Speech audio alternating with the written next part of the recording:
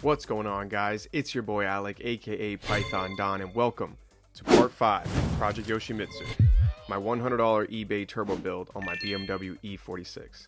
In this video series, I'll be taking you through a detailed and thorough journey of building an E46 turbo start to finish, with information on every part required and work through what it actually takes to get this job done. Sit back, get comfortable, and join me in these long-form, in-depth episodes as we take this BMW E46 to the next level. In the last episode, we finally got to install my beautiful gold valve cover and fitted some new coils and gap spark plugs.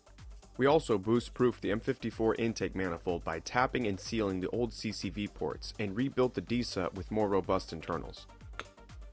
Lastly, we trimmed the oil filter housing and mounted our sensors for oil temperature and oil pressure, and prepped our vacuum lines for our electronic boost controller and wastegate.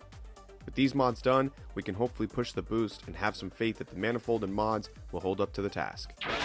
In today's episode, the turbo's back on the engine and we mount the intercooler so we can sort out all the plumbing for both the cold side to the intake and hot side to the turbo. It's full steam ahead. We have officially installed every maintenance item we had on the list, so it's purely turbo related items from here on out. Without further ado, let's continue on our journey to a turboed E46.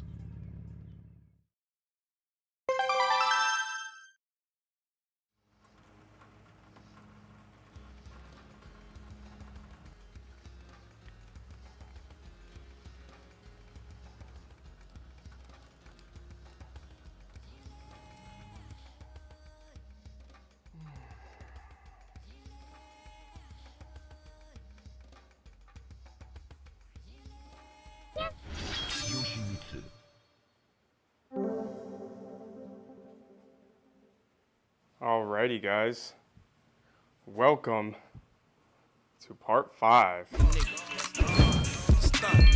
of this turbo project, boys. Yes, this is gonna be a big one and a fun one. So like every episode in the beginning, let's kind of go over what I have here, get an idea for what we're gonna be doing in this episode.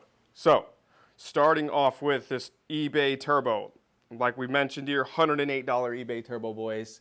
And it's gonna make all the power that we need. And I know it sounds crazy, but these have been tried and true. I'm not the first one using these. This isn't my idea. Yeah, these are legit. It's an anti-surge compressor. It's a journal bearing turbo, which means I only need to feed it oil in order to keep it cool. When you got ball bearing turbos, they're more advanced, they spin quicker, they give you boost faster, they spin faster, and they're typically just a better type of turbo. But these journal bearings, for the money, you can get honestly really good results, like we're gonna hopefully see here at the end of this whole build. And they simplify a lot of the things you need to do in the engine bay in order to keep it cool. In this case, it's just gonna be fed, like I said, by oil. So down here you can see two things related to our oil feed. Here we got an AN10 extension. I looked far and wide for one that would fit the, it's not this port, there's another port somewhere on the other side. There's like 3 ports on this thing that fits this exact dimensions of where these threads go in, so that I can have an extension to get my AN line threaded on it. Because you could see the ports are pretty deep in there, and when you try to get like a wrench to tighten down there, it really doesn't work. So having an extension will help. So I got one of those we're gonna install. And then here, this is called an oil feed reducer. So the oil feed line that we now have in the engine is going to be feeding this turbo oil from the Vanos unit, right?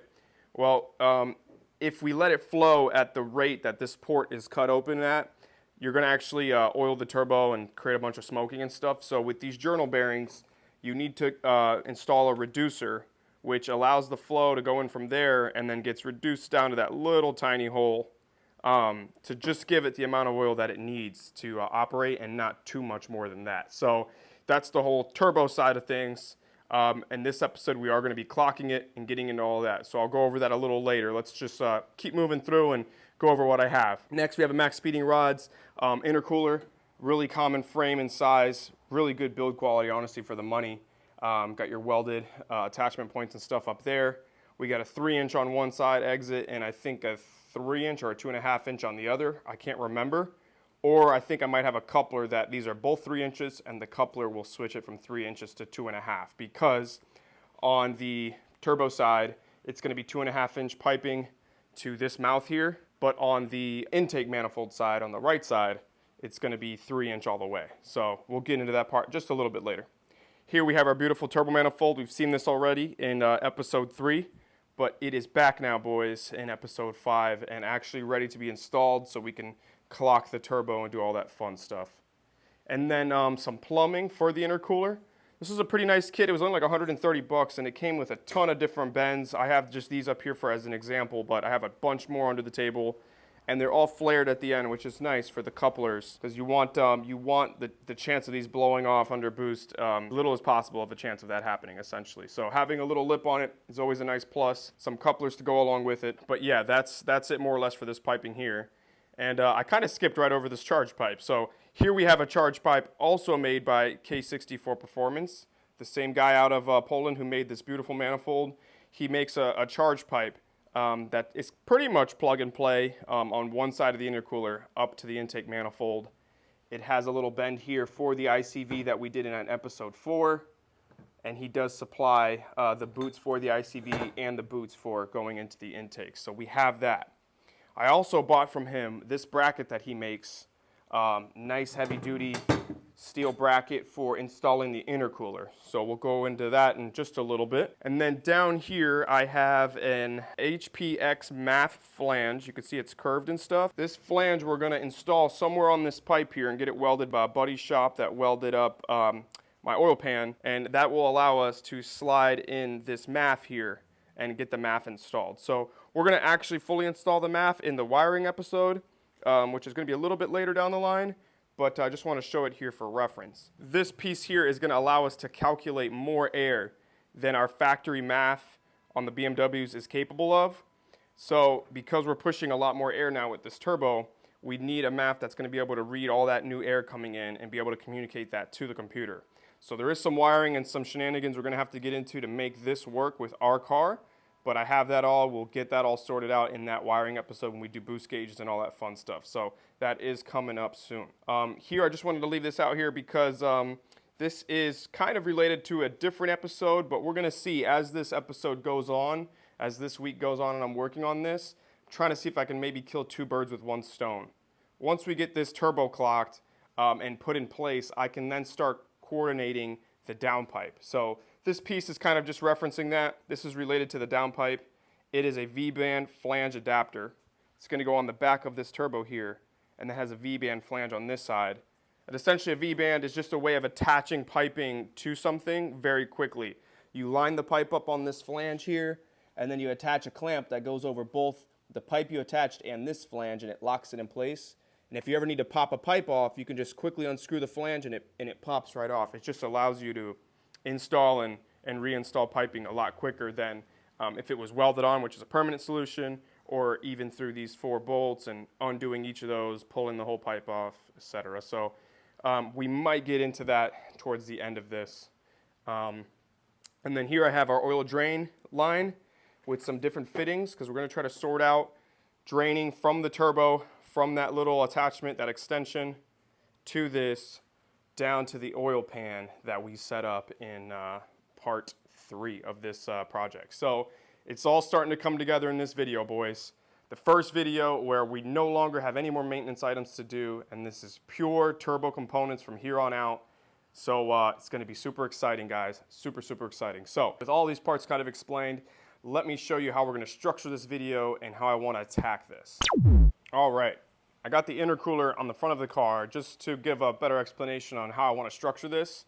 And this is a tip you guys can follow. If you're doing your own project like this, it's always good to, not only laying these parts out is good for presentation and visualizing, it's going to help you think, you know, how you want to go through step by step installing and doing all these components. So it's kind of good to lay down in bed or something at the end of the day and just figure out on a piece of paper, okay, how do I want to work this direction? And with me, especially because I'm recording this and I want to present it to you guys in a way that's it's easy to understand and follow.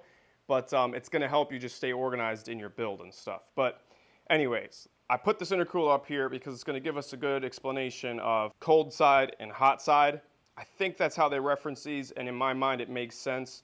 Here, the cold side of the intake, you have the air intake manifold. All the wires are on this side because the exhaust manifold's over there and it gets very hot on the left side of the engine. So they route everything here, and this is the side that's gonna feed air up into the intake. And then on the left side here, you're gonna have where your turbo sits, turbo manifold, all the hot components are gonna be on this side of the engine. So pretty much what we're gonna do, I think, is first mount the manifold to the front of the car. Disregard this crusty front bumper and headlights and stuff. We'll get that sorted out. We're gonna get this intercooler mounted. Once it's mounted, we can then run our piping and start connecting all of our components. I'm gonna start off with the right side first because it is the easiest to plumb. That 3-inch pipe there is already routed and designed around this side. If you guys follow this build or just decide to turbo your car and find inspiration through this, the right side of this intercooler piping is usually the same throughout. It doesn't really change much except for if you're left-hand drive. But on this side is all dependent on how you run plumbing to your turbo, is all dependent on the turbo manifold itself, because that is going to decide where the turbo gets placed. And once the turbo is placed, then you can figure out routing to your turbo. So in the first half, we'll start off with just getting the right side of this whole intercooler sorted out, and then we'll go over to the left and see if we can get plumbing all the way to the face of this turbo done. We'll then take off the housing, we'll clock the turbo and stuff, which just means we're going to twist it and get the orientation right so that that port is easiest to be accessed. And that the turbo ports here are sitting in the correct orientation, because there is an orientation for those where they need to sit in order for the oil to drain down on top of it and then to drain out the bottom of it. So it all starts off with, though, placing the intercooler in place and then running your routes through there. I'm kind of backed up here. You can tell I'm pretty close to toolbox here, so videoing is going to be a little bit of a constraint, but I don't know, maybe we'll put it at 5x and we'll work on it from there. But first step here, boys, let's get this intercooler mounted to this car.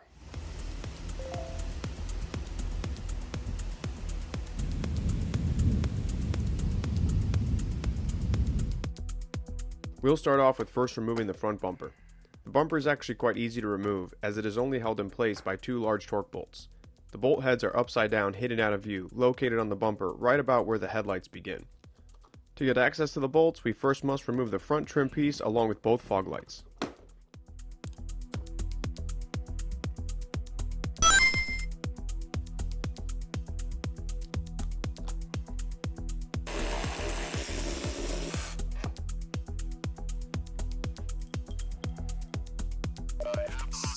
With the fog lights and main bolts removed, we can now just tug and slide the bumper off its mounting bracket. Be gentle, as there's 2 harnesses connected to the horns on either side of the bumper you have to disconnect before you can fully remove it from the front end.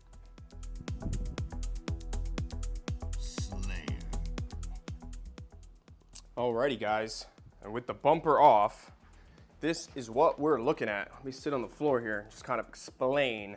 So my car, I actually do have quite a bit of ducting still on my car. A lot of, cars over the years, they lose a lot of this stuff. I still have my brake ducts, which is nice, but unfortunately a lot of this is gonna have to go in order to fit the intercooler. So what we're looking for in here to mount the intercooler, you can see BMW's engineering. I love this ducting here that goes from the bottom and goes up, directs air into the radiator. We are gonna need to get rid of it because back here into this structural brace here, you'll see some studs. Well, those are the studs that we are going to use to attach our intercooler. So we got a few more things in the way. You could see here, got some plastic screws and stuff, and that will eventually, when we get that out, we can pull this piece out. So let's work on those. I do want to actually cut this up and try to retain as much of it as I can. I really don't want to go the route of just completely deleting everything. I want to try to keep the under tray cover. I think it kind of looks janky when you can look up through the hood and then look down and see the floor. So let's see, I'm gonna try to work as best I can to shape this around the intercooler. If there's pieces I can keep, I will. Yeah, boys, we got that bad boy off with virtually no issue at all. Just another reason I love working on BMWs, man, especially the E46. Such a good car to work on. Anyways, let's get to it. Let's get this panel off. All right, let's go ahead and just quickly hit these screws on both sides. Looks like they're kind of like captive or something. Let's see. Yeah, okay, that's the move.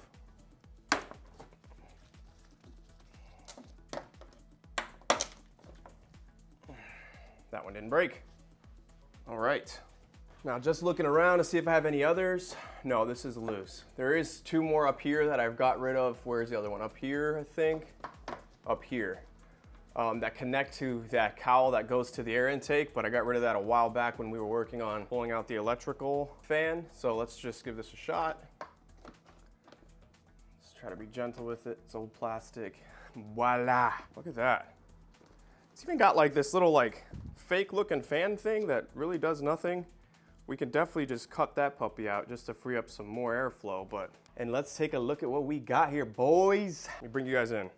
Okay, so here we have our 4 mounting locations. On most people, we use the top location here, and they're even mentioned just cutting these off, which we're gonna do. And I got that bracket that we got made from K64 Performance, and we need to see if this puppy matches, and it looks like it does, boys. Let's see what we got here. Let's go. Okay, so we know this is perfect. Shout out to K64. Hell yeah. So, next thing we gotta check is, do we have nuts that match these threads? And I think I do, boys. I think I do. Let me show you. So I bought this kit here off of Amazon. Actually, it just came with the nuts, right? And I went and found these 55 millimeter length. These are M8 by 1.25 thread pitch studs and nuts, flange nuts even. So they have a nice flare at the bottom to give you a nice grab. And I'm gonna use these. I was initially actually gonna use these for a creative solution to mounting the turbo on the manifold. We'll get into that later. But turns out these, I just checked, happen to fit freaking perfectly onto these studs, guys. Look at that shit. So hype about that. So just by happenstance, I really didn't know the thickness of these bolts and the thread pitch, and I was kind of curious looking around online. I couldn't find any information on it, so we got lucky, and the box I happened to buy from Amazon happened to fit perfectly. So we are good here, boys. I will be updating this parts list, guys. That's why you're watching my shit. You know you're coming to get the best info, and I got it. I will update the parts list with all that stuff. That way you guys can buy the exact items and get this done as smoothly as possible. As much custom work as it is, it's what we're here to do, make it or not so unknown. But anyways, what should we do next? You know what, let's cut these studs because I need to get out of the way anyways. So let's get to that. I'm gonna get my Dremel out. We're gonna cut these studs off.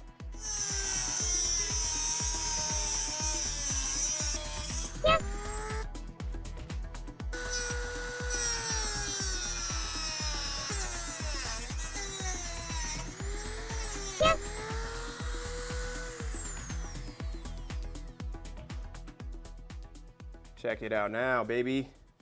We got a lot more where that came from. We're gonna have to do a lot of cutting, I'm sure, but we are freed up. We no longer, focus, buddy. We're no longer gonna have any, studs hitting the back of the intercooler. So let's get to mounting this bracket to the intercooler. I'm gonna show you how I'm gonna do that. All right, so let me show you guys how we're gonna attach this bracket to this intercooler.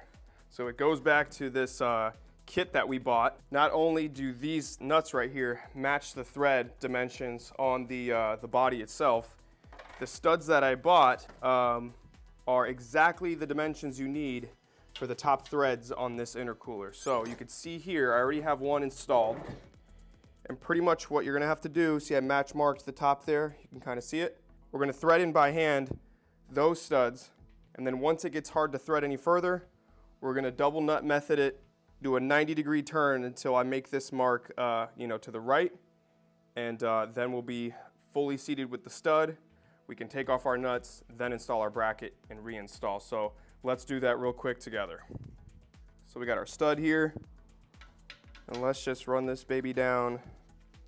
Will I do it? Yes.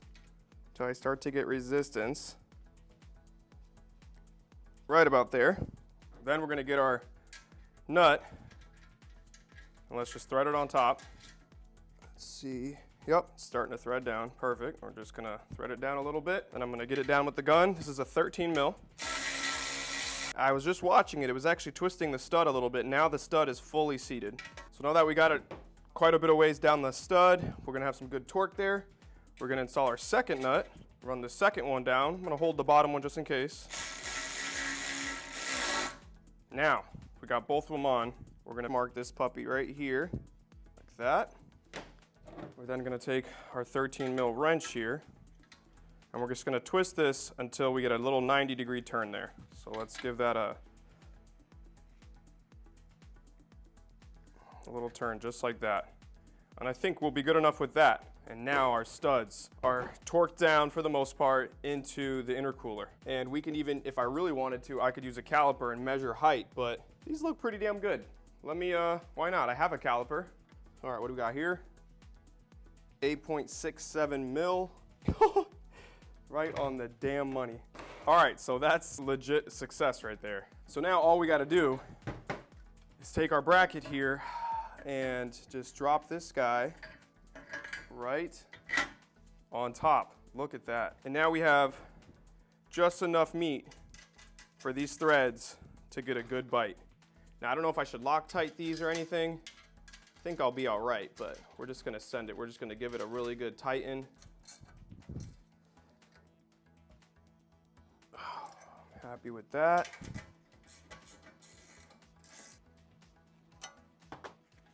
Now check this out, guys. Studs are literally flush. I love it. 55 mil, boys, is the way to go. This is perfect. Let's get this onto the car, boys. First major component onto the engine bay. Let's go. All right, let's go in for this. Holy shit. Fucking crazy. On here. Okay. I love this shit. You guys could tell I'm way more hype about this episode just because it's just so much more fun. So as I'm installing it, there's a piece of plastic right here. Is that metal? Oh God, that might even be metal. Look, I might just cut it. Let's see what we got back there. Yeah, it's metal. Okay, so it's, I don't know, I think it's just this guy right here. This piece of metal. So we can even cut it and maybe bend it. Let me try it again. I'm gonna install it and just check. Let's see. Don't fall, fucker. Well, it will be quite a bit of metal. I wonder if I can just get it like this. You think I need to cut? Oh, shit. Nope, I'm gonna need to cut, boys.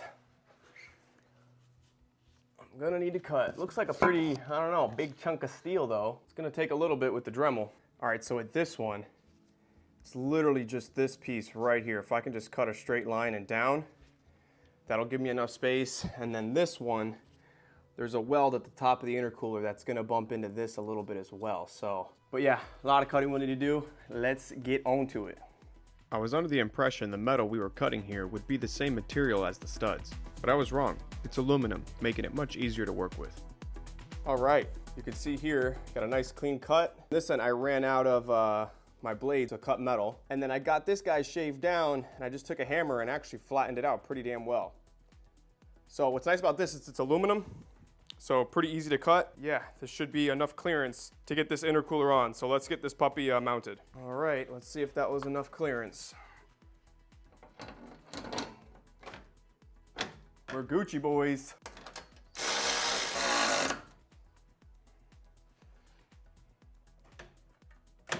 Now we're straight, baby. Woo! Fire. Oh yeah, and this is held in there pretty damn well. Just pushing on it a little bit just to bend it just a bit, but we are 100% vertical now. So let's take a look at our endings and see what we gotta cut. I'll show you guys what we're looking like. Okay, we can check intake manifold side, but look at that. We are pretty much dead straight. And not a lot in the way. We got some plastic here we can hit with the Dremel. I do have plastic wheels that will work, so I might just cut from there and just do like a circle here. We got a good size intake boot that's gonna come out like this and then up through here. So we'll work on that. We have a ton of plastic here with this ducting. I don't know, let's see where this boot lands us and how we're gonna route up and through, but I think we have to make it through that gap there. You'll see I've zip tied my HID ballasts there, so I might need to move those as well. So we'll take a look at that. Let's look at the exhaust side. And here you can see we got a lot more stuff in the way that we're gonna need to remove. Again, some trimming here we're gonna hit, but this brake duct's for sure gonna go. We got the dryer for the AC unit, which is gonna stay there. I'm gonna try to leave it there. So we have to try to route through this. Nope. That's not gonna work. Oh, let's see. Maybe into here and then up around the crash beam. This is gonna be definitely the hardest side. You can see here I have my ballast hidden away underneath here as well. Maybe I can move those out of the way and take a pipe up through there or something. I don't know, boys. We're gonna get creative with this, that's for sure. But check that shit out. Intercooler is officially mounted. Success. All right, let me get you guys up to speed with what I've been playing with over here. I figured I'd get it kind of set up so you guys didn't have to sit here and watch me fiddle with this for the last 30 minutes, just trying to figure this side out. But because this is a ready-made piece from K64 Performance, like I said, this side of the engine, when it comes to figuring out plumbing, it's kind of the same cut of welds on any setup for the most part, because the manifold throttle body is always fixed in the same location. It comes to this side when the turbo manifold placement is always different for each manifold, where you have to get more creative with your bends and stuff. But here, because the throttle body is always in the same place when attaching back on this intake manifold, the location of this pipe is pretty sorted out for you already. So we've already made some pretty good progress. I'll get under here and you can kind of see this area is perfectly set up to allow this pipe to get in there. You can see I removed the HID ballast. I'll relocate that. But you'll see here with the pipe pretty much installed, I got quite a bit of ways away in order to make it into that piping. So I've done some measurements here and I've marked where the end of this stainless steel tube is. So I have quite a bit of meat to play with in order to cut this down a little bit to raise this up so we can get it onto that, that mouth there. And then up here, you can see how it comes in through here. It bends. And then we have our port here for the ICV and our sleeve for that. And you can see I can't twist it because the ICV is in place. Let me just get it out of the way. So in last episode when we made this piece here, you can see it sticks out just a little bit too much. So I need to get rid of this, cut it down a bit so this ICV can get closer to the manifold, and then I can rotate this piece. I've also marked it because I'm gonna cut this piece as well a little bit, but that should give me pretty good placement on the ICV. But anyways, let's get to taking these boots back off, getting these boots trimmed and remounted. All right, don't roast me. As I'll find out in just a moment, trimming the boots themselves will do absolutely nothing to help with aligning the charge pipe. But trimming the ICV hose will help us with installing it down the line. All right, let's try this again. We got our bottom boot here. We had it like this, so let's go for it. You know, I thought about that. I'm like, how is cutting this boot gonna make this actually any shorter? And it's not. So how the hell, I gotta cut the stainless somehow, which I could cut. When I take it to the welder, I could cut it. And I would have kept the boot, it would have given me more meat to play with. Well, hindsight is 20/20. All right, looks like after further review, boys, cutting the boot is literally gonna do nothing. I actually should have left the boot because the boot is actually what gives you a little bit of flexibility on locating onto these outlets here. We're learning as we go, you know what I mean? What we're actually gonna have to do is cut this pipe. So I do need to get this welded up anyways. We'll go over that in just a moment. While we're there, he's got a cutting tool. I can just have him cut this pipe maybe a few inches, and that should bring us up the distance that we need. I can even measure right here how far we're off, and that's how much we can cut from this pipe. Once you cut it, let's say I cut it too short, having the boot is what kind of gives you the flexibility to slide the boot down a little bit. Yeah, because you'll see with this boot on, the pipe just bottoms out in the coupler. So it is the length of the pipe that we're gonna need to cut. We're gonna cut it right about,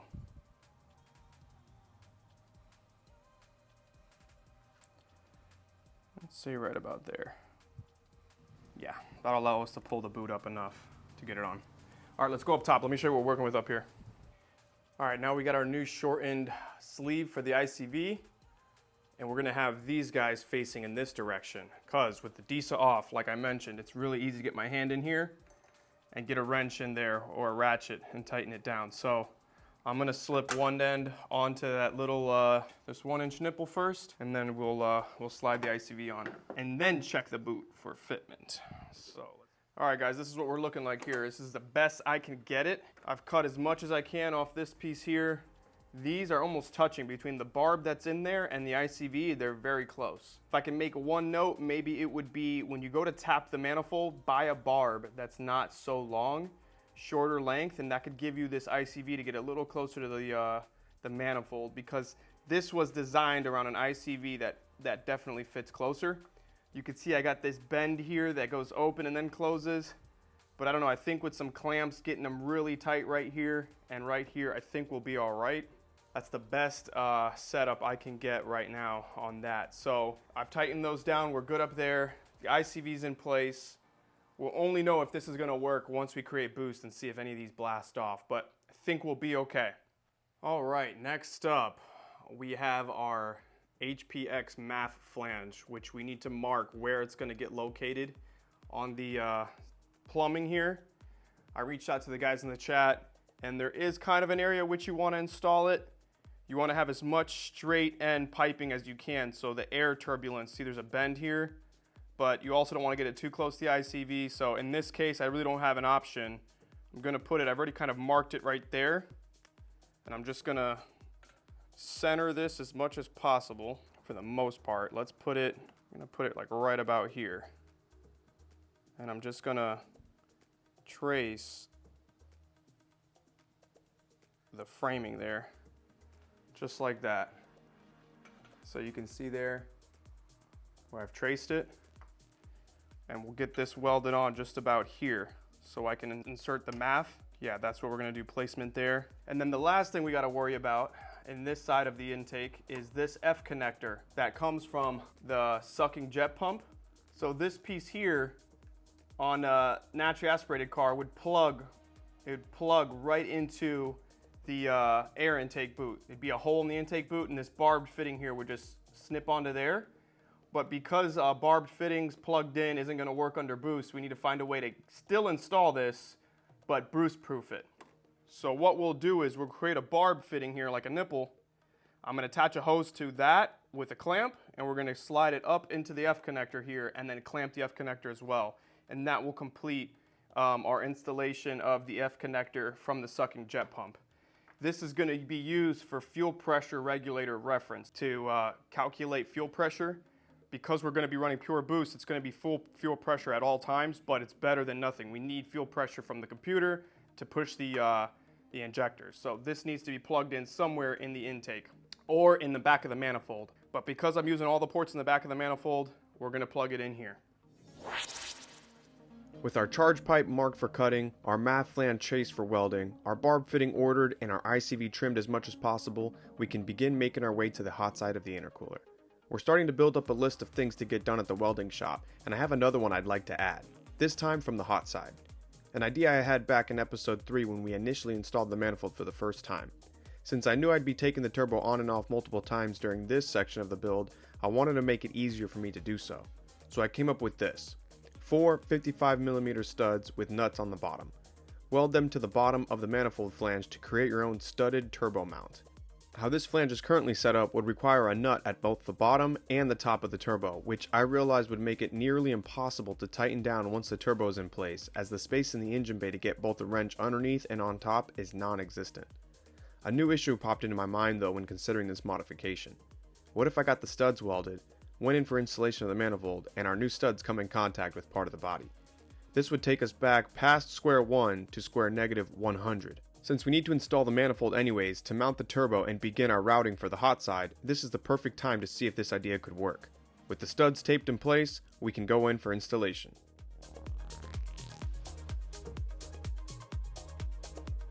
Unfortunately, I have an engine mount in the way, and the manifold just won't fit through.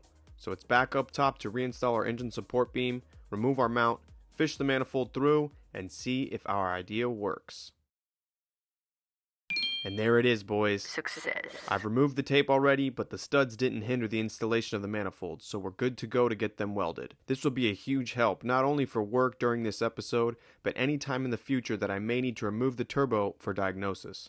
Now let's continue on towards getting our plumbing sorted for the hot side of the intercooler. This thing is actually heavy as shit, guys. You'd be surprised how heavy a turbo really is.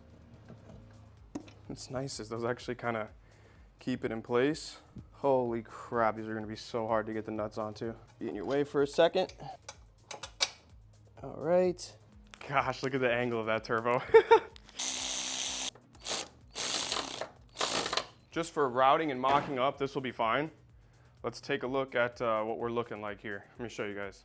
So first off, what the fuck? This looks insane. I love it. The angle of the turbo though is wild, huh? Look at this. It's got like this tilt to it, and it's gonna need to have that to clear these AC lines. So everything's, honestly, I haven't touched anything. Everything's in factory position. So if we can pull this off, guys, this is gonna be awesome. Good video for the community. This manifold, if it clears it, and I think we're going to, is gonna be freaking sweet. Now, you can see here, there's these studs that were for the secondary air pump bracket. I'm definitely gonna shave those two in the back down just to get this thread down there tightened with the wobble head. This thing's literally in the way. So that's for sure gonna go. The bottom one down there I'm gonna get rid of. Might as well just get rid of this one as well. I don't know. Sometimes you wanna keep these because like, you can add things to them. Like you can add like a bracket and then maybe your boost solenoid and stuff. But we'll also need to take in consideration the ports here and how they're gonna be orientated. I think you can actually spin this entire center section here. I'm gonna learn about that a little bit right now. But the oil feed, which I think is that one, needs to be sitting pretty much 90 degrees vertically so that, you know, our oil feed can sit right on it, you know, and the oil is draining right downward. But this looks incredible. But look at the access points for the mounting positions. Look at that, you can't even see it from here. All of them, you're gonna have to access from this side. Now, what's nice is I could just barely get my fingers down on the top of those, but with an extension and a wobble, I can hit literally all four. So that's why having the studs welded is nice. If you didn't have the studs welded, not only would you need to come up here from up top to tighten these down, you would also have to grab them from behind, from underneath, like that little, let me just zoom in to show you, like that nut right there, and you would have to hold that with a wrench while tightening the top. So that is literally gonna be impossible. So by welding it, and now that we've confirmed we can weld it and still get the manifold back on here, by welding it, all we have to worry about is the top nuts every time. And if I need to take the turbo off, I can pop off those 4 nuts and just grab the turbo and peel it off. So, but everything fits, the manifold fits. I've even looked at wastegate clearances, guys. Wait till we look at wastegate later. It's actually genius. This might actually work. We'll get into that part later. But for now, let's figure out routing from here to there. So really quick, just taking a look at the front bumpers here. BMW engineering is actually pretty incredible for a regular 3 Series, not even an M3. But you'll see you have these cooling channels here that are bolted in with those little Phillips. But those channels actually slip in from the front. We have them on both sides, and they're gonna slip in from the front. You can see where the ducting ends, but they're gonna come in through here. Let me show you guys. Look at this, to these brake duct channels. We kind of mentioned this a little earlier in the video, but it's pretty neat how well they integrate with each other into the bumper and then out through the brake cooling. They're held in place what looks like an 8mm up here, and then tucked back there, there's another one. I think so. We're just gonna pull that off for sure. We're gonna need to get rid of that. Probably gonna cut quite a bit of here. I'm gonna try to retain this clip, but maybe, you know, something like this so we can have our elbow. And then here we have our AC dryer, which I'm gonna leave in place. This is aluminum, but if I need to, I might be able to come up here and then hit it like that, maybe cut like that big of a chunk out of it.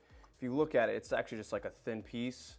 It's not that intense. So I was already maybe considering that, but we're trying to figure out a way to get up into there somehow.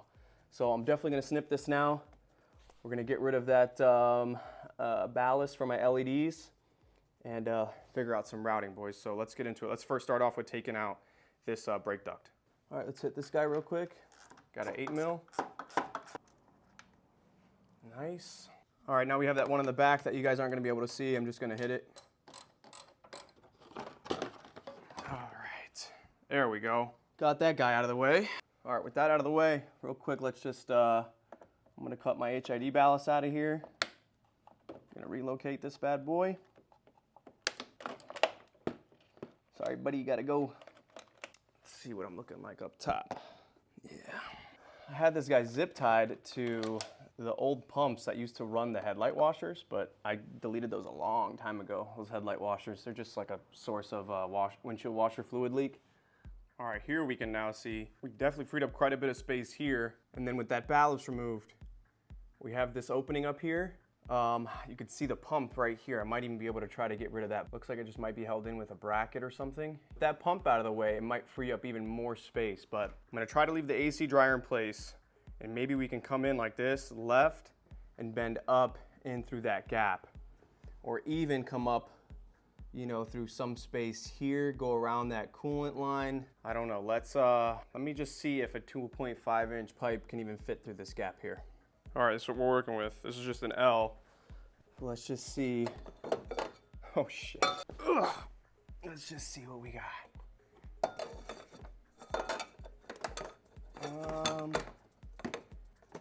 Maybe an L pipe isn't the move for this test. Here we go. I've got a straight pipe. Let's see what this does. Guys, not for sure. Might have to cut this.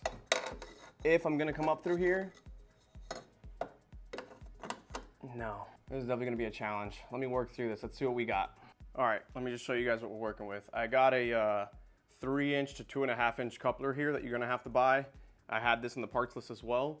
This one, you can see the arms aren't that long, so the bend is very soon. I might have to buy another one where the arms come out longer and then the bend's maybe over here. But either way, that 2.5, I have it up here. I had it like at an angle actually at one point where it did look like it could come down a bit, but you could see if I do make this cut here, it will free up quite a bit of space. And then even on this bracket here, I'm considering maybe taking it off and cutting right about here, all this plastic piece here. And then for sure, if I get that windshield washer pump out of there, I'll have a pretty good gap that I'll be able to fit up and through here. You can kind of see it there. We're kind of just right there. So I think I'm gonna do that now, get all these components taken care of, and then we'll figure out reroute plumbing. But I still gotta clock the turbo and everything. But no matter what, I think this is gonna be somewhere our route. We're gonna come up through there. I don't wanna go on this side of the crash support because I still have the auxiliary fan that's gotta go here. We have belts and things that are spinning. I think I'm gonna try to go up next to the AC dryer. So I don't know, let's keep working. I'm gonna get this bracket off so I can cut this, and get this guy off. So let's do that now. All right, so the dryer bracket is held in with a 10 here and one up top as well. Just gonna hit that. All right, now I just need to separate the dryer from the bracket itself on the other side.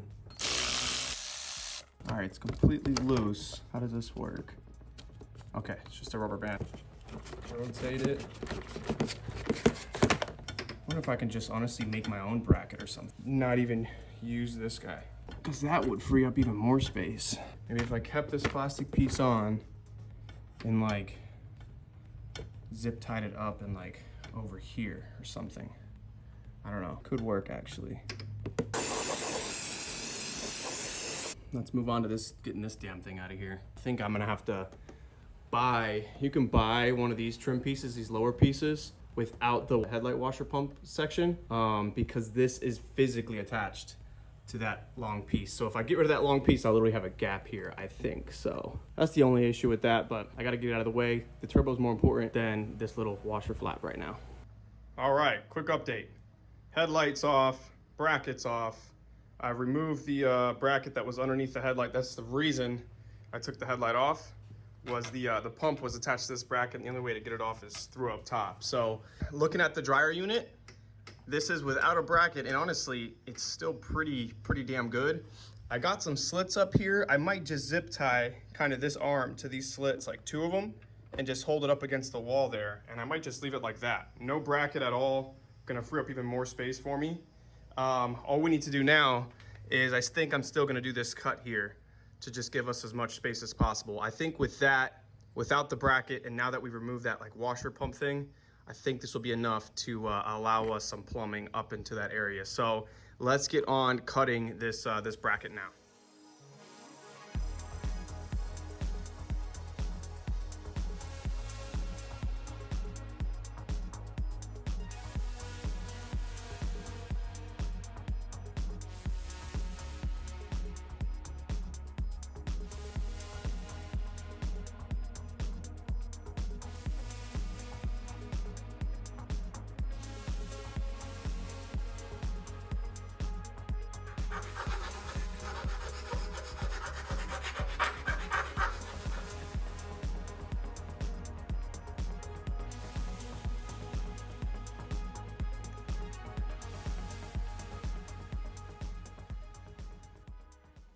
Well, that was an absolute mess, but we have freed up quite a bit of space. So this dryer unit, I did go ahead with my idea.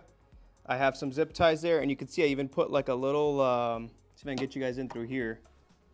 I put like a little soft kind of material with some 3M on the back of it, just so this pipe isn't rubbing against the paint, you know, as it vibrates and stuff and you're driving. So I'll tighten those down once we have everything ran and we're in place, but that's gonna be the idea. No bracket on the dryer unit, getting rid of the pump on the back there, and then cutting that piece. So I'm gonna get the headlight back on the car now, and let's see if we can run some plumbing.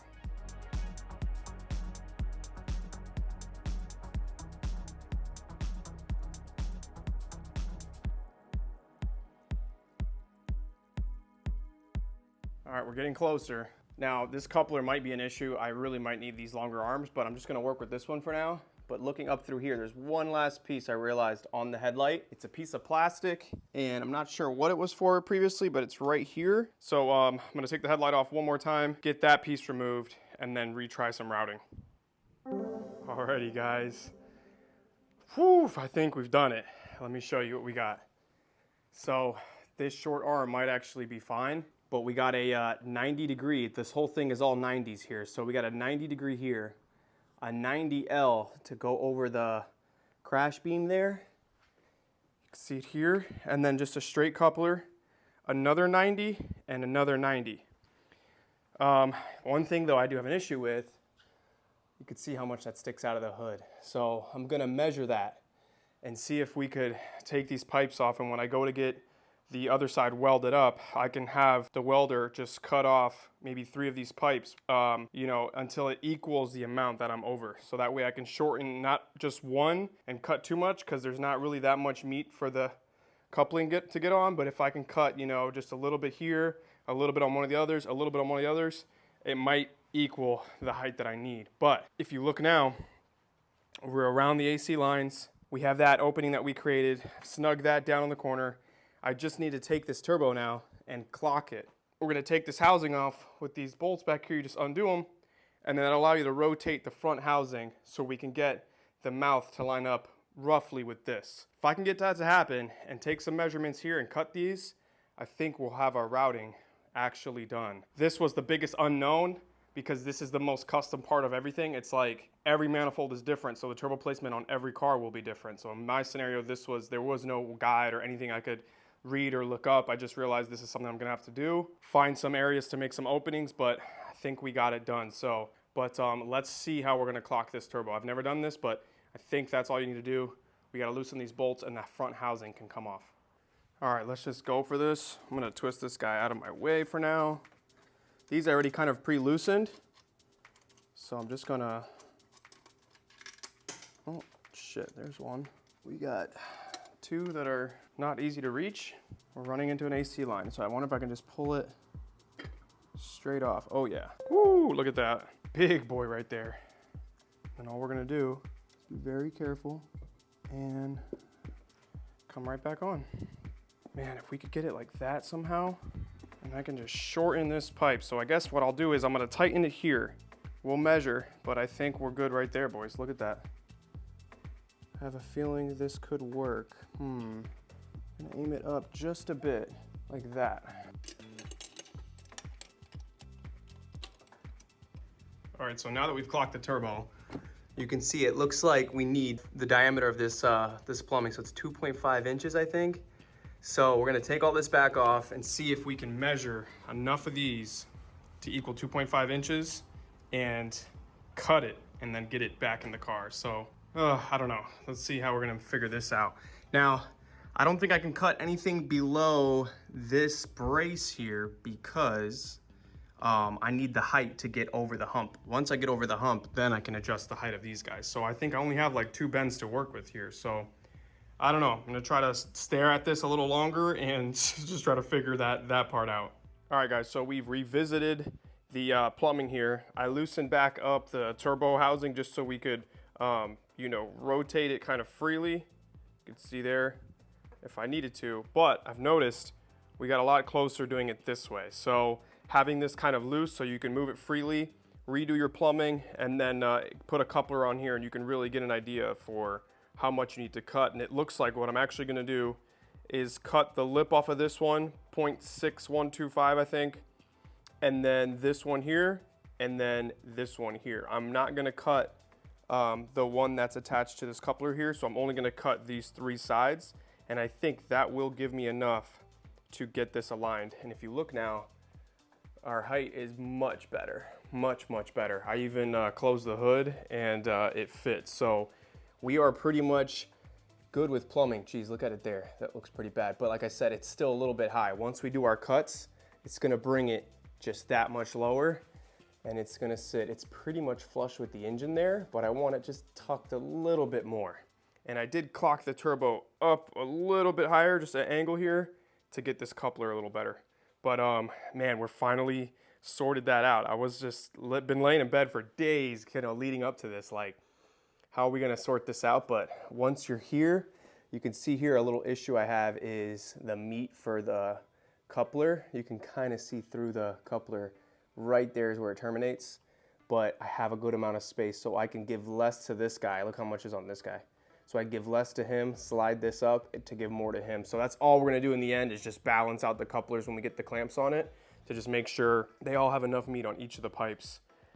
Like I said, I will be losing these lips once I do the cuts, but it's only 2.5 inch piping and we have those huge clamps on it.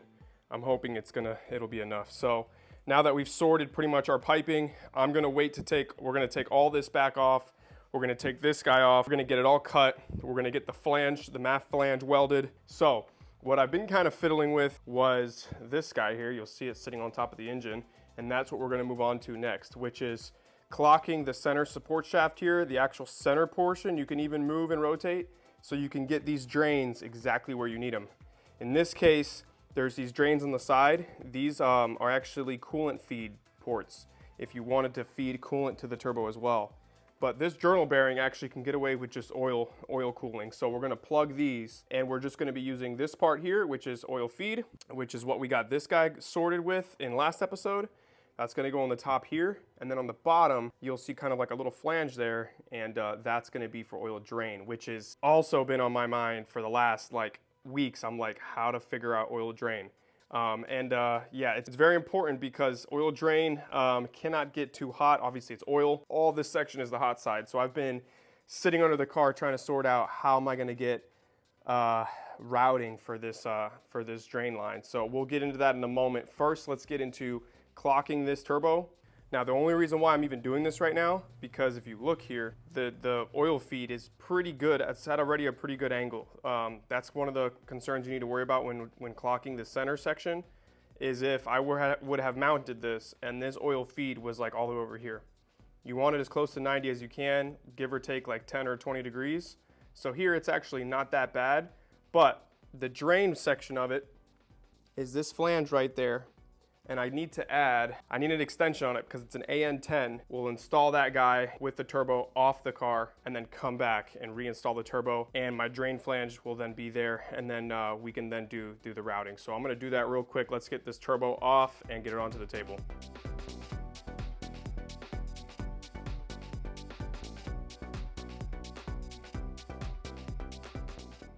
So this is exactly why we're doing this. Even with the angle clocked a little better, it literally aims straight at the wastegate pipe. So if I'm attaching my AN from there, I need to try to figure out routing. So I had 2 ideas in mind, but it looks like, I don't know, I might have to try something else. Let me put the 45-degree AN fitting on there and let me just work with this a little bit and I'll show you guys what I get to. All right, so this is where I'm at right now. you'll see now the drain, even with a 45-degree fitting on it, literally gets right in the way of the wastegate pipe, which you can really see from under here. So it's back to the drawing board for the oil drain. The AN fitting is just too long in relation to the wastegate location, putting it directly in the way. I'm going to have to come up with a different solution for an oil drain flange on the turbo. This means a new line as well, as the AN line I have will no longer work. Let's not get slowed down though, we still have a lot of work to do.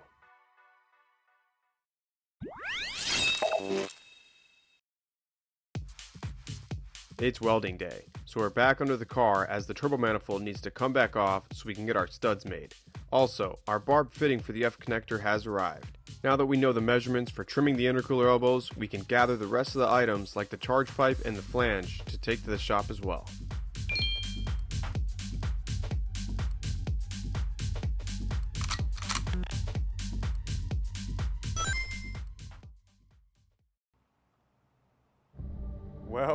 Well, we are back, boys. We're finally back from getting these pieces welded. Look how sick this looks. Gosh, every time I look at this, I get a little excited. Let's just say that. Anyways, it's been quite a few days actually from when we dropped this off at the welding shop. We had a little hurricane come through here, a little baby one, kind of around us, and slowed some things down. But in that meantime, I actually got something important done, which we'll get to later. But anyways, here it is. Let's go over what we've changed, what we've modified, just kind of a quick recap. And I've come up with a new plan for our turbo drain and stuff. So we are full steam ahead, boys. Real quick, let's just start off with the charge pipe. I marked off where I needed it cut and shortened. We got that done. We got our HPX MAF Flange welded so we can stick our slot MAF in there.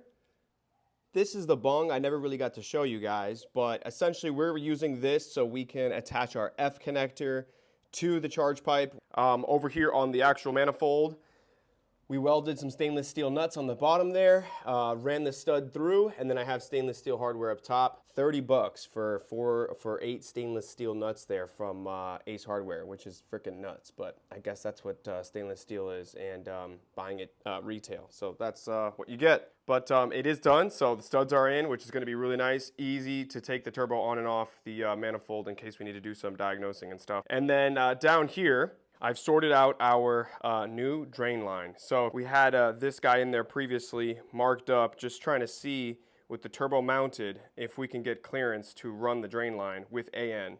And you know, the more I started reading about AN and learning about them, the more I kind of realized I'm not a huge fan. I'm going to keep this AN fitting for the breather section, the CCV, which will run to this AN line here. I will keep that, but I went a different route when it came to turbo drain. So this here is a flange that is threaded for NPT. And then we're going to go barb fitting on the other end, which is so much easier to install.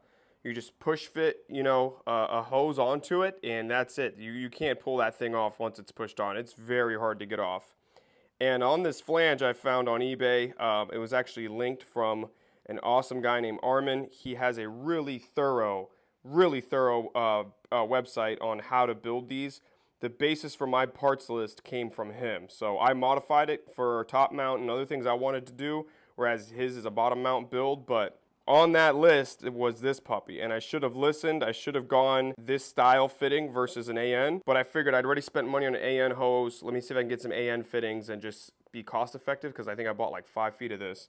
But yeah, it didn't work out. AN, you're gonna have to run an extender, and in my scenario, it wouldn't work out. So look how short this is. I can slide the hose right on top without even needing a clip or anything. And we're gonna get this installed to the turbo. So this will be our new drain from the turbo. Then I bought this new line here. This is hose that's specifically rated to withstand the heat and the liquid that's inside of this, in this case oil. So it's not going to degrade with oil inside, and the temperature at which this oil is going to get to is close to 300 degrees or high 200s, mid 200s. You need a hose that can withstand that. So like I said, all this guys is going to be updated on the parts list. We're learning as we go, but this is something I made the change, and I think it's going to work. Then down on the pan, Very similar to what we had before, but instead of the threaded version like I had here, we're going with a barb fitting. So I can just push this guy onto that and we'll be good to go. Much easier to install, and yeah, honestly, the route I probably should have gone originally. Right here we have some plugs for the side of the turbo. They come with some crush washers, so we won't need to use any that sealant or anything like that on these. That's pretty much it. We got our welding done. We got our parts back. We got our pieces cut as well, by the way. I do lose the lip on these, so I'm a little curious about how these are going to handle the boost when we start to push it, but hopefully those clamps we got are going to hold on tight. But that is going to give us the height, hopefully, to perfectly mate up to this turbo. So anyways, we're back on track, boys. We're back in action. Let's start off with the cold side, because once I get this on, I really don't need to take this off anymore. And then we'll get the hot side on. We'll get the bumper trimmed and mounted. We'll take that off, obviously, once we reinstall everything, and we'll be able to look at a fully mounted turbo intercooler, all the piping. It's going to be amazing. Let's get started, guys. Let's get started on the cold side here. Well, not quite.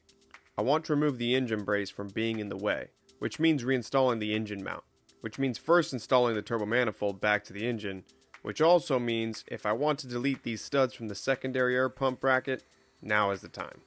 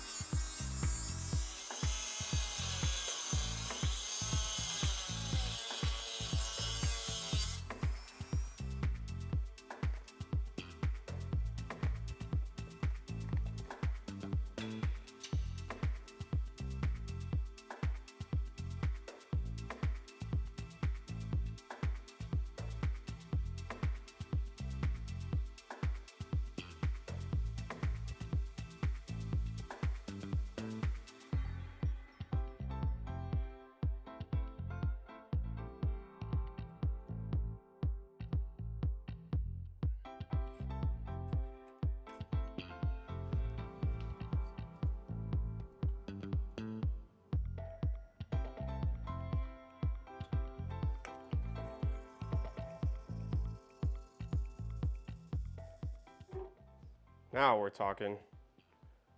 We got our manifold mounted, our little studs there cut off just to free up some more space.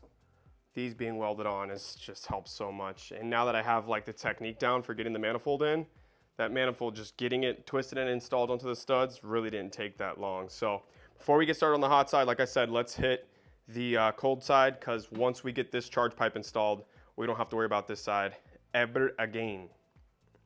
All right, a few things I did off camera while we were waiting for welding to get done.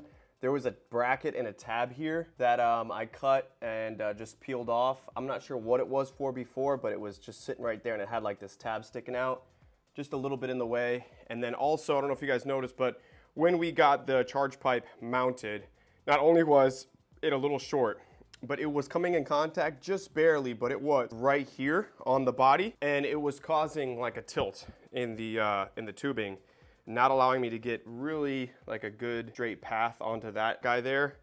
So what I'm thinking real quick before we even install this, I was playing with it a while and it was touching there. Let's just finish up with the last bit of cutting we need to do, which is going to just be that little portion there marked out right here. Do that, we'll be done with cutting and we can go for the final installation of the charge pipe. So it's going to be a mess. It's aluminum, kind of sucks, but let's just get it out of the way. All right, right before we get started, we're going to tape up this intercooler here, just cover that area, just like that.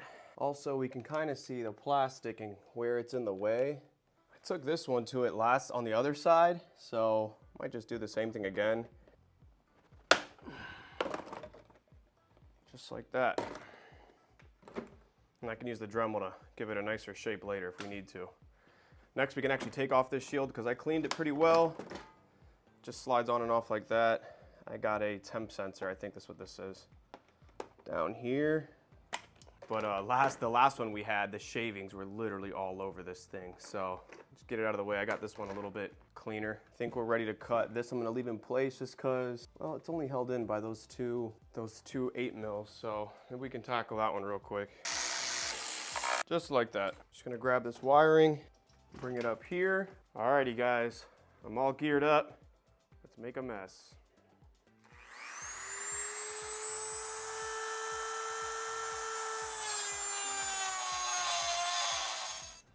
All right, I actually went quite a bit further with it over the weekend. I just figured, you know what? I marked it actually right about here. This is actually the area in which it was touching the pipe. Looking at the coupler here, just how long this section is, let me show you guys what I'm dealing with. There's quite still a bit of gap now that we've cleared it and that the coupler is inside the manifold one. You can see I still have this angle here.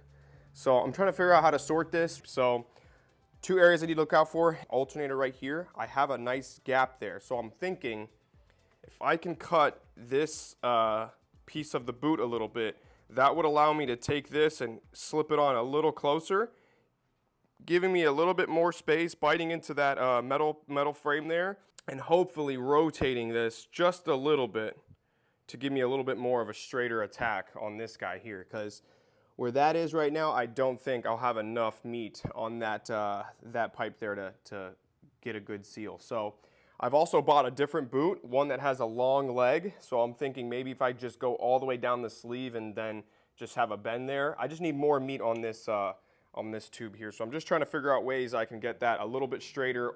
Let's get over to marking this up and cutting it on the table and getting it reinstalled and seeing if that helps with our alignment here.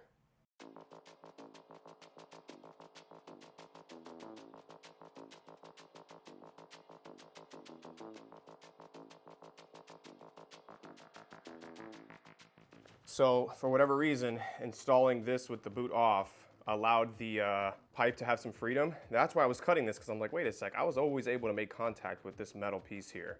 And right now I kind of am, but let me show you up top. Our angle, still not perfect, but much better. Like I don't have a huge gap on this side now, and I got a better bite onto here. So I think I'm gonna rock with this for now. I'm a little curious about this part here, if when I'm hitting accelerations and the engine's moving, if I'm gonna be hearing that. So I don't know, I have a piece of foam, this stuff here, and it's like 3M on one side, and it's just literally like memory foam on the other. And I used a thinner piece on the, earlier in the episode on the dryer system for the AC unit, but maybe I'll put a strip right here and just that'll help absorb some of the sound. So let me just install that real quick and see what it looks like.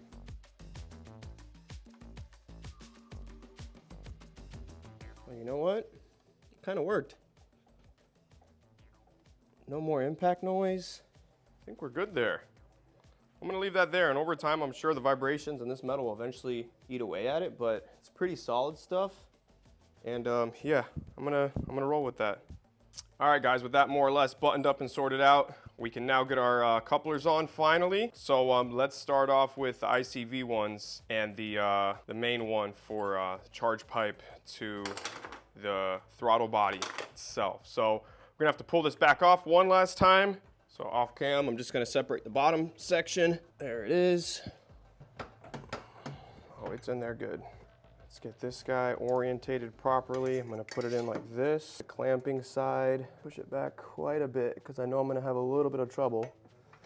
There's a piece down there, I'll show you guys it later. But it seriously is so annoying. All right, now we're gonna try to pull this coupler, but there's this piece in the way. Let me show you guys really quick. That piece right there, it's related to the fuel tank purge valve, I think it is, or something, but it's legit touching the coupler there. It usually sits in a bracket right there, but I've had to take it off the bracket and push it down and out of the way. And it's still kind of in the way. You see where I need to get the coupler?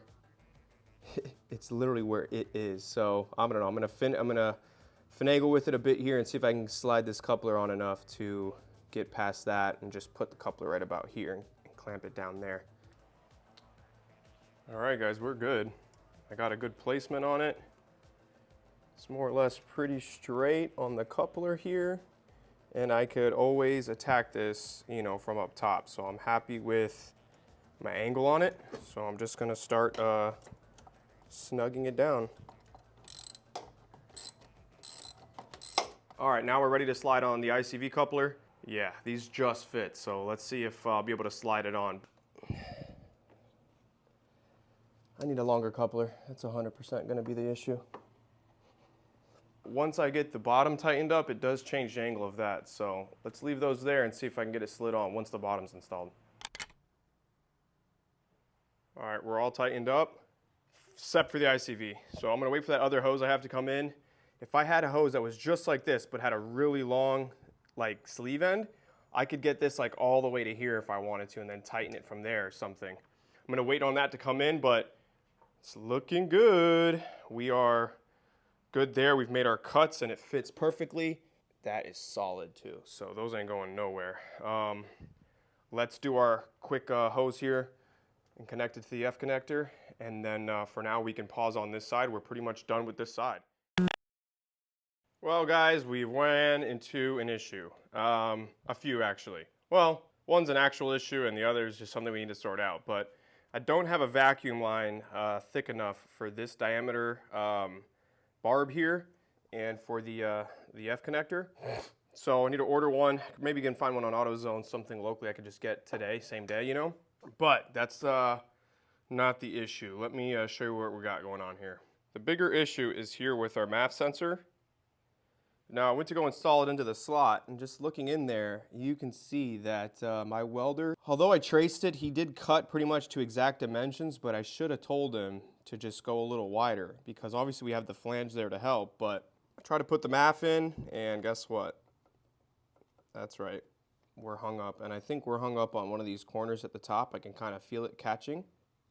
So we got some cutting to do. I don't know if I'm gonna try to go at it with the Dremel and just see if I have a bit that's small enough to just get in there and open that hole a bit, but back to the drawing board. I need to take this pipe back off and cut that hole open so we can, yeah, be able to fit this, because this is all useless if I can't get the MAF in there. So that's what I'm gonna be working with now. So here it is, boys.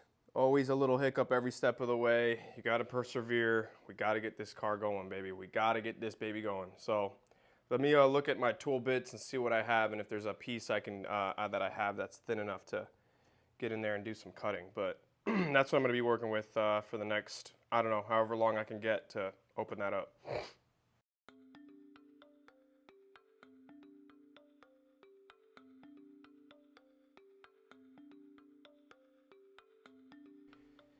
Well, not quite. Tried to do some dremeling and open up that hole there, but stainless steel and the tools that I have just couldn't get it open. The sanding wheels kept flying off. So see if I can talk to the welder tomorrow, see if I can bring it back there. I know the piece is already welded to the pipe though, so I'm not sure if he has a bit that's skinny enough to get in there and just open that up a bit, but we'll see. Hopefully he does. Right now I just got it chilling on the little creeper. Maybe he can start driving around and get this car started for me or something. I don't know. But anyways, I ran this already just to get it done and out of the way. I wanted to get something done, but I got it installed and I really like kind of the angle I have here on it. It's coming out to avoid the oil filter in case I need to take this off and, you know, change the oil and stuff. And then I tuck it up underneath the drain for the power steering, and then the feed for it is on the other side. So it's kind of in between those two hoses, and then run straight out to the back, right out through to here. So I just snake it through and just sitting on top of the oil pan. I hope I don't smell too much in the cabin. I don't think I will with this placement here. There's quite a bit of insulation up above, but if I needed to, I even thought of routes where I can get a longer hose and run it and tuck it into the fuel system here, and maybe having it like dump outward like this from here, which is definitely gonna be out back. So yeah, that's more or less wrapped up for CCV, you know, vapors and the dump itself. I know we're bouncing around between hot side and cold side a bit, but I just can't wait around for parts to come in.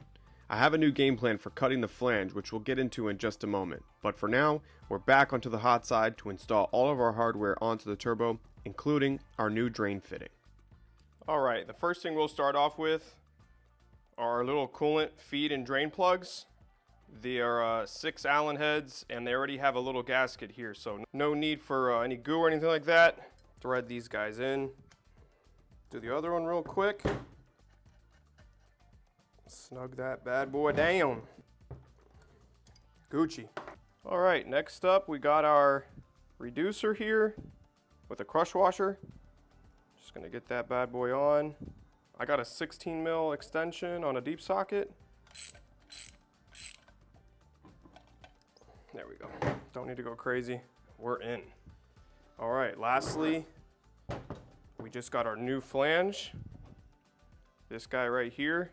Nice thick gasket on the bottom too, actually nicer than the other one for sure. Size 6 Allen bolts, super nice. So this one, on the bottom we don't need to do anything, but in here, because we got MPT threads, I am gonna hit this one with a little bit of that blue stuff, but I'm gonna try to put it on just the top threads here. No need to do the whole thing because I don't wanna get anywhere near, you know, just, I don't know, the turbo's internals or an oil feed and all that, so.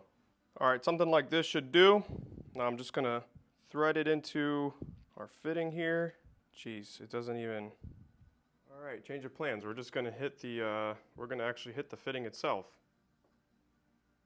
Probably should have done that, you know, in the past. This looks like a better idea than what I used to do. We'll just take our piece now. I already cleaned it as much as I could and just thread it in like this. There we go. Just twist it down real good. I got a 6 Allen socket that's kind of failing, but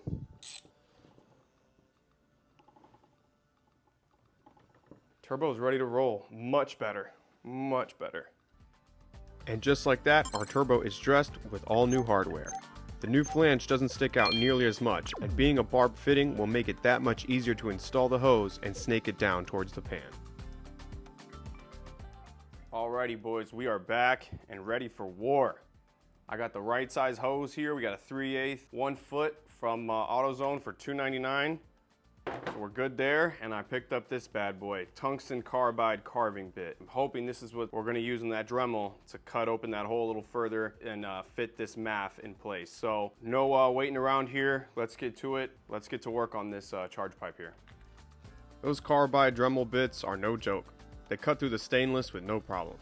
Unfortunately, we have bigger issues now. Well boys, after all that, we got it opened up enough to fit the sensor in, right? But when I go to fit the sensor in, these holes are only machined one way. To me, this literally looked like it was either way. Thought I could just kind of get it on either way, right? Well, turns out the way that it threads in perfectly is the wrong fucking way. So, huge setback. This absolutely sucks because I'm gonna have to try to figure out how to get this back off. Just talked to the welder and he said it ain't gonna be easy to cut that part out, but let's see. I'm gonna have to go back to him. Thought we were gonna make some good progress today, but 1 step forward, 5 steps back. This is not fun, but we opened it up real good. That carbide tip worked, but yeah, for pretty much no reason. But more money to be spent, more time wasted. Yeah, this sucks. So anyways, see you guys when we get an update. All right, guys, so we got the charge pipe dropped off at the welder. He's gonna cut the flange off and it's gonna make an absolute mess. And probably when we see that pipe again, unfortunately, it's not gonna look as pretty as it was previously. But at this point, I just wanna get this job done. We've been working at this, especially this part 5 for quite a while. And we need to make some progress. So, more pain from the cold side. What is supposed to be the easier of the two sides will actually be finished after the hot side. We're not slowing down though. It's time to get the turbo back on the car and finalize the hot side plumbing. Here we go. Let me show you guys why we got these studs installed. Check this out. Look how easy that is to get on and off. Ready? And just boom, pull it right off. Pop it right on. So clutch. All right, now that we got our turbo mounted, we just need to get this plumbing back on. And let me just take a look. We got our pipe. You might be able to see it from your angle. Right here, just like this. So about half of it there. Get it on like that till they touch. And then I'm gonna slide a coupler onto this guy, about halfway, and another one onto here, just like that. There we go. Now our height has been lowered. How much do I want to twist this front housing? Like That looks pretty good. And then we're gonna get our last coupler here. Get it on the front of this guy. Push the turbo down. That's perfect. There we go, just like that. All right, let me show you guys. Woo. Check that out. Our cuts worked, and our height now Victory is literally perfect. If you guys remember before how high it was compared to now, sitting just below the valve cover there. So that is freaking money. Now what would be really interesting to see is, can the aux fan still fit in there with no interference? Let's try that real quick. All right, let's see what we got.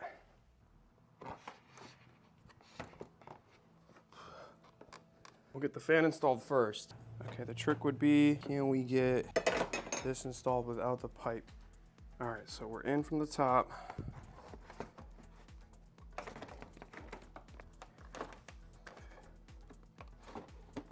There we go. No way. Now. No way.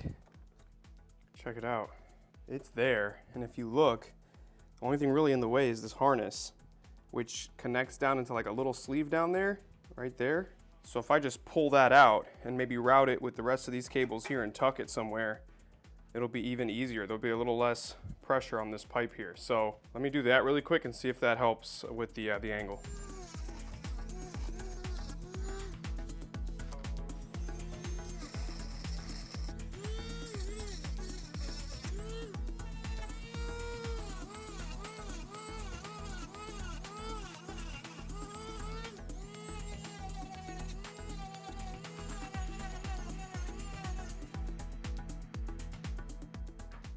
All right, let's go in for round two. If I just get this harness aiming downward, and then go for it. Oh yeah. Oh yeah. Now we're talking. No interference whatsoever. All right, after some more finagling, we're in. Quite a bit lower still than even the oil cap. Just need to, we got a screw here that holds the auxiliary fan in place, and another one here, and that will pull it flush. But we have sorted out, guys, plumbing for the hot side. So complete unknown for me. Yeah, completely custom idea here, but now you know. A bunch of 90s, 3 to 2.5 inch coupler there, and you can get this this done. Keep AC lines, no modification to those, and the auxiliary fan fits in place with just some modification to that bracket there. The cable's actually underneath this pipe and it's connected, so you're good. You can actually just relocate that harness and plug it up underneath the piping there. So let's get that piece that I wanted to salvage and put it up against this intercooler and see if there's any areas which we could kind of cut and shape. But honestly, the more I look at it, it's like you do want a lot of air flowing to this intercooler, and it seems like that's just gonna cover all of it. So maybe I'll keep the kidney snorkels, just this whole section up here, just to feed air, you know, maybe grab some more air there. But other than that, I don't really see how we're gonna keep that, that bracket much. But let's check it out. I'm gonna grab it now and put it up against this intercooler here. Here it is, and you can see, just putting it up to it, number one, how much it covers the intercooler, but number two, just there's so much interference on the sides here. Like these two holes, if you remember correctly in the beginning of the video, go all the way into these brackets that we cut. So yeah, there's literally no way this is fitting, but I do still want to keep this top half here with the kidney shape. So let's see, I'm gonna mark a line across the top here and just cut that part off. They mount with these holes up here, right there and right there. But oh yeah, there's just a ton. It even has that little tray that connects to the under tray, which I really would love to keep, but the intercooler is so big, it comes all the way down lower than it. So we're gonna get rid of all that and just keep the kidney section. So I'm gonna mark it off now, and we're gonna do a bunch of cutting.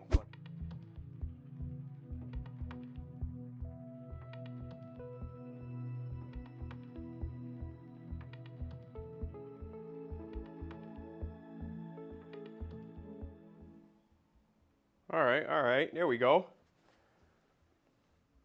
It's more or less how it's gonna look.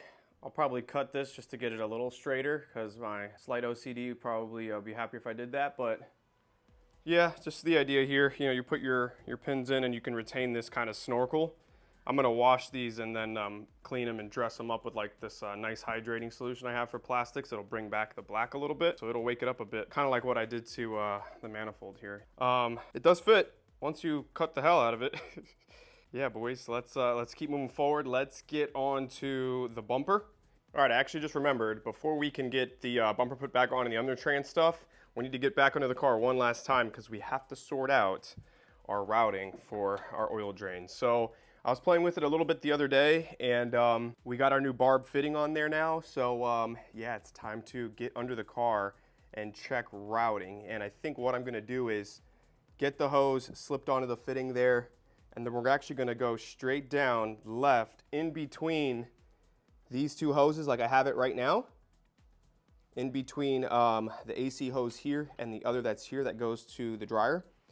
And so that's kind of going to be the angle. We're going to go down, quick left, then down through, and I'm going to get under the car and show you the remainder of it.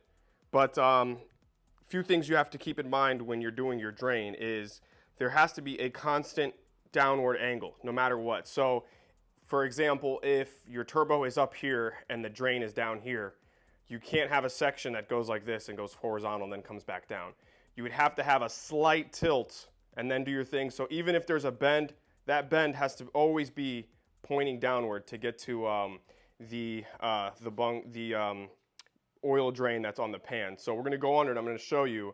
You have to always make sure on your hose has a constant downward angle. You don't wanna have any areas where it could pool up or something. So it's definitely tricky because I have first to get the distance of this way while still maintaining a downward angle from the height up here down to the port at the bottom. So I got two, you know, dimensions, X and Y, that I got to sort out while keeping a downward slope. So it is tricky, but let me show you what I have kind of mocked up and we'll go from there.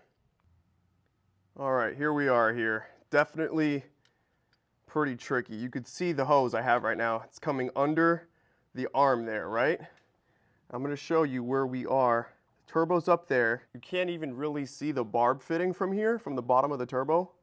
You can see where the turbo's at, but remember, I don't know if I mentioned this yet, but we have to keep this gap for the wastegate pipe. So this is gonna be super hot area here.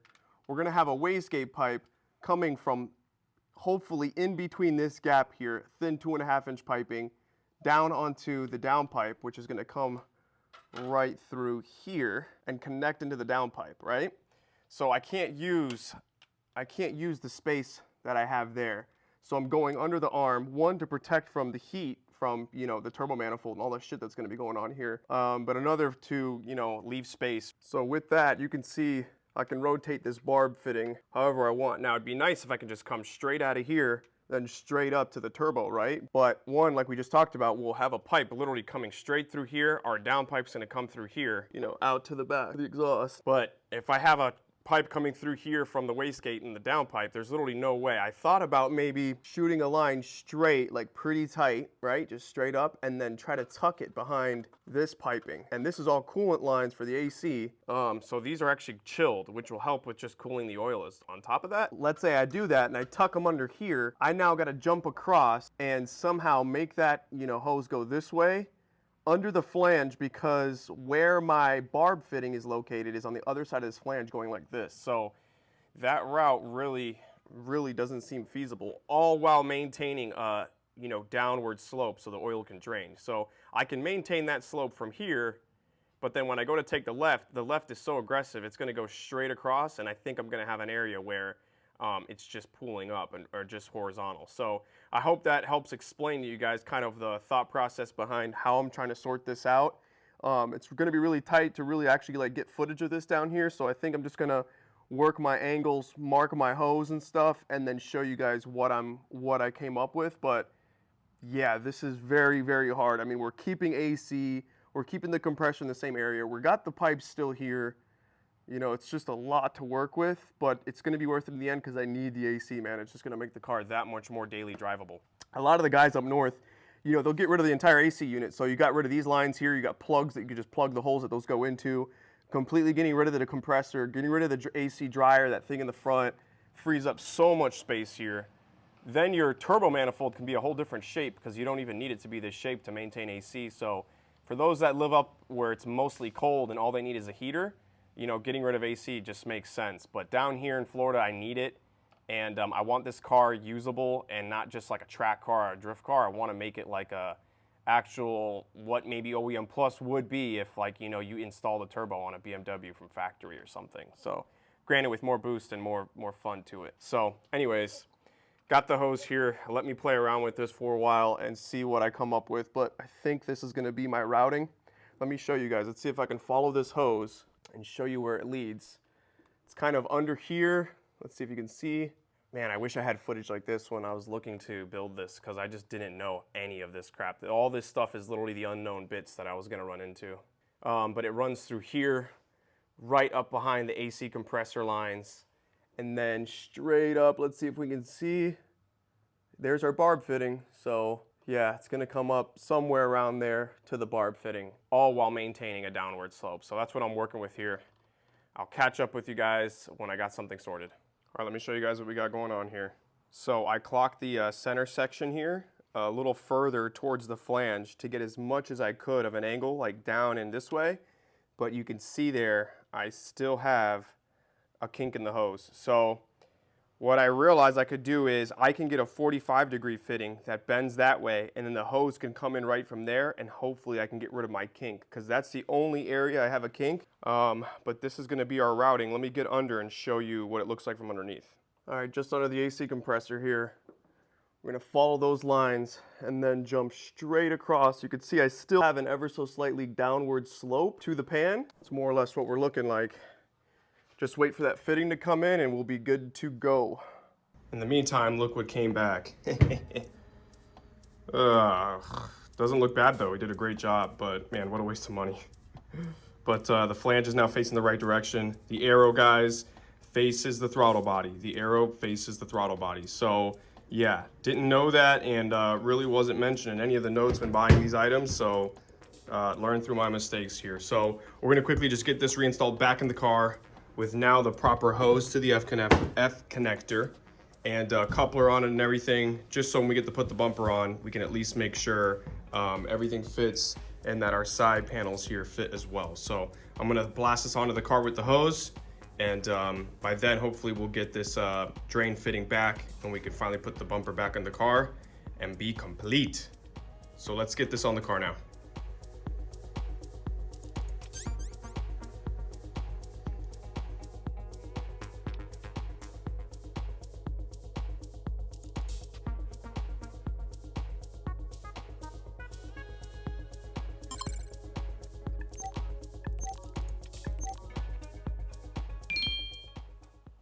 Just like that, boys.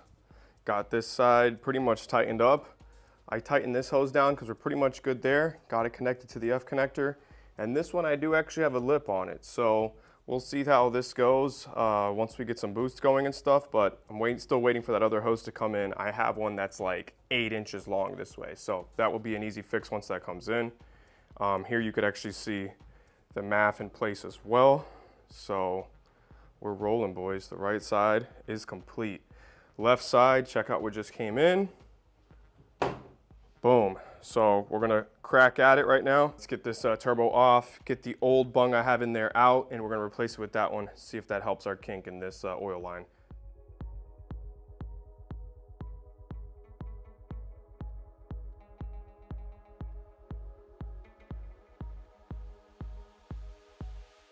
All right, guys, that was the move. Check it out. You don't even need to thread it in all the way. It's pretty damn tight, but you can see there, I literally just passed the housing and it's aiming in the direction of where I want to go with the hose. But no kinks at all. Super nice. We got it tightened down, slipped on, and a nice incline on the way up to that little bend there, all the way up to the turbo. So that's my routing, boys. It is, you can even see the angle right there. Nice, still have a good positive angle there for the oil to drain down into. And I'm up through here around the AC hardline, and then right there to the 45-degree just past the housing, down and around. So we sorted it out. We frickin' sorted out the oil drain. We're done with that section. We're pretty much, boys, ready to get the bumper sorted and installed. So now all we got next is to get this bumper back on the front with both of our side panels, and we'll be officially done with this episode, guys. Let's just make sure this can fit. I mentioned this a little earlier in the video, but right away, first thing we're gonna do, let's get this kind of brake duct section for this side removed, and then we're gonna go for the install along with these two pieces there. So let's get on to that. All right, real quick, guys, we're just gonna start off with Phillips we got on this side. Just slowly, boom. We just have the other one on the right side. And it looks like all we have keeping it together is a little plastic. Oh, that came off easily. You just remove it. Oh, okay, cake. Yeah, let's just, at this point, let's just get it back on the car and see if I run into any clearances with anything.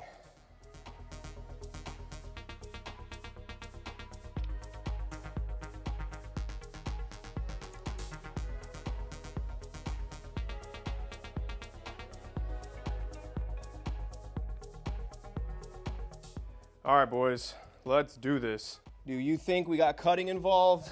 Comment down below. Cutting involved or not? Ow, shit. All right, we got both the panels on each side on. We got our brake ducting on this one, which I don't think it's already gonna fit. I'm just looking at it right now. Might have to take both the ducts off, but let's see. All right. Nope, that ducting's for sure. It's gotta come off. So, BRB. Let's go back at it. Cutting might be an understatement, boys. There we got one side I can actually make it work, right? This left side here looks like we're good, but on the right side, fuck no. The coupler's so big on this side, there's no way that's going on there. Fog light's gonna be deleted, which I do not like. What a shame. All right, passenger side headlight, you can see here where the fog light goes, we're good. The coupler and intercooler piping is gonna be right here, and it actually does fit. But here you can just see, look at that. Yeah, this whole fog light section comes in contact with the coupler and the intercooler right there. So definitely gonna need to cut this bracket right here, whatever that is, that plastic piece. Yeah, all of it, all of this, even the coupler might come in contact with this piece here. So close, boys, so close, but not quite. We're super close to the finish line, boys. Time to trim up this bumper. I spent the next 45 minutes marking, trimming, and then going in for reinstallation. Marking, trimming, repeat. Every bumper is different, so the amount you'll have to cut up could be more or less.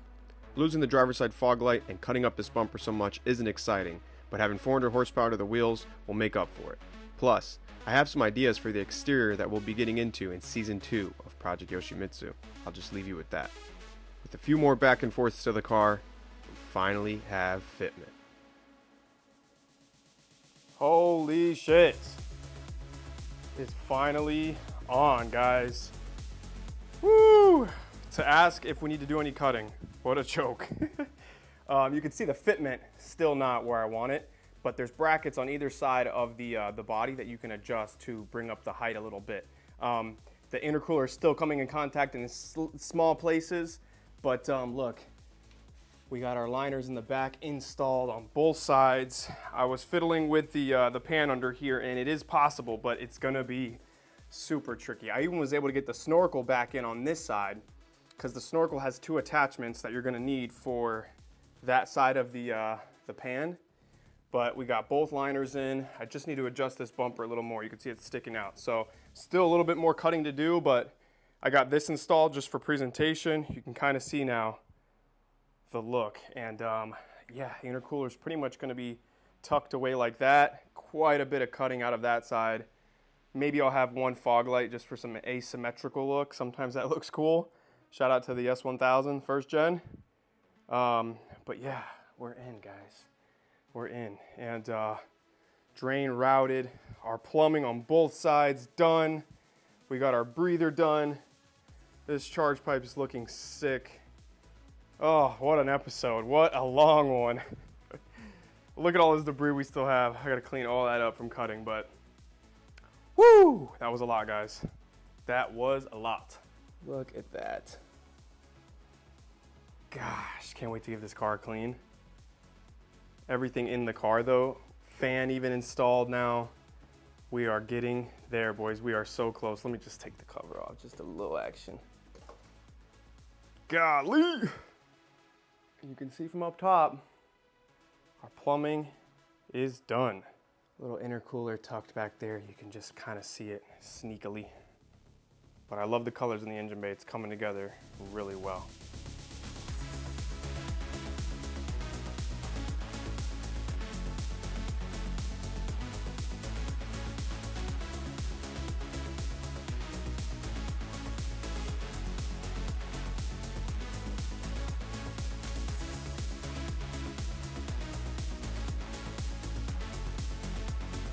Victory. Well, boys, another one in the books. Part 5.